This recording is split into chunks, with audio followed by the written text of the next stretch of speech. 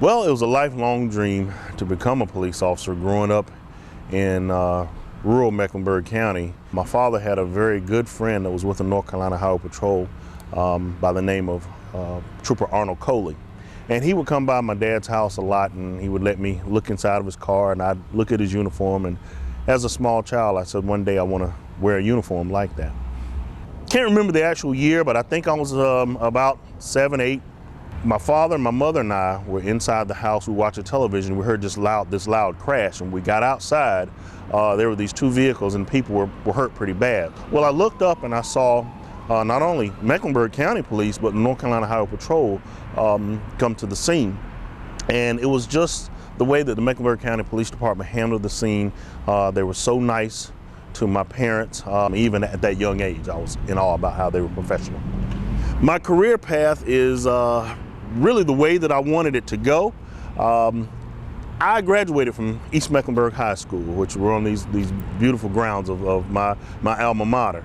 One of the classes that we had to take was a civics class. Our school resource officer was a man by the name of David Allred.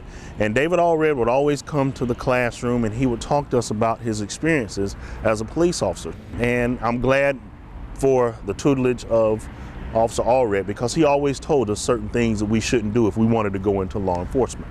I graduated from East Mecklenburg High School and was lucky enough to get a 4-year band scholarship to South Carolina State University. I majored in criminal justice, and when I graduated from South Carolina State University, I wanted to become a Mecklenburg County police officer because that's where I grew up. They were not hiring at that particular time, so I ended up going to the Charlotte Police Department in November of 1988. And joined the academy, and it's history from there. 1990, I got my chance to go to the Mecklenburg County Police Department, and I took it. So I ended up becoming a Mecklenburg County police officer until consolidation in 1993. Since then, my career has been really what I wanted to do. And I also became a school resource officer like Dave Allred. I was the third school resource officer at Providence High School. Stayed there for approximately 6 years and really enjoyed it. From there on, I went on to the Highway Interdiction and Traffic Safety Unit, which was our traffic unit. I left the HITS unit and went on to become a trainer at the training academy. And I really enjoyed being an instructor at the academy. And I stayed there for approximately 3 years and went on to become the Policies and Directives Officer for the Charlotte-Mecklenburg Police Department. Every organization has to have rules and regulations. Well, that was my job, to make sure that those rules and regulations were written and they were disseminated throughout the department.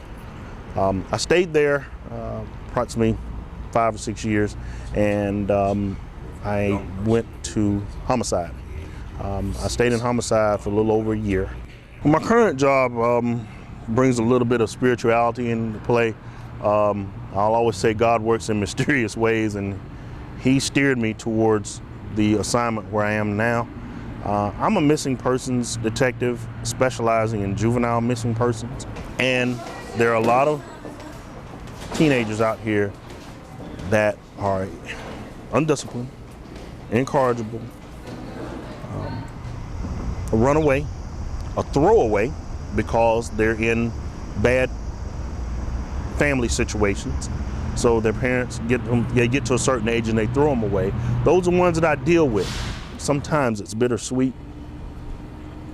but I love what I do right now. I really do. This is one assignment that I can honestly say it's going to take a while for them to pry me from it.